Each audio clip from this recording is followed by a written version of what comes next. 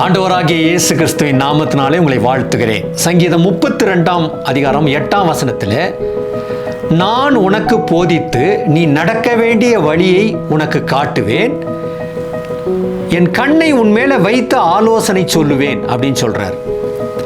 அப்போ ஒருவேளை இன்னைக்கு ஒரு தடுமாற்றத்தோடு கூட நீங்கள் இருக்கலாம். நான் என்ன செய்வேன், எனக்கு வழி புரிய மாட்டேந்தே, எனக்கு இதில் போலாமா இல்லை வேண்டாவா, இதை செய்யலாமா இதை செய்ய வேண்டாவா, இதுக்கு முடிவு சொல்லலாமா வேண்டாவான்னு சொல்லி நீங்கள் தடுமாற்றத்தோடு இருக்கலாம்.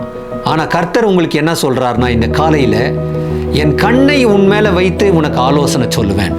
ஆலோசனையின் கர்த்தருடைய சமூகத்தில் நம்முடைய எல்லா காரியங்களையும் அர்ப்பணிக்கும் போது அவர் நம்முடைய ஆலோசனை கர்த்தராக இருக்கிறார். அவரிடத்துல சொல்லலாமா? ஆமேன். பரிசுத்தமுள்ள நல்ல பிதாவே, ஆண்டவரே, உம்முடைய கண்ணை எங்கள் மேலே வைத்து நீர் ஆலோசனை சொல்லுகிறீர். ஆண்டவரே, எங்களுடைய எல்லா காரியத்தையும் உம்முடைய பாதத்தில் வைத்து விடுகிறோம்.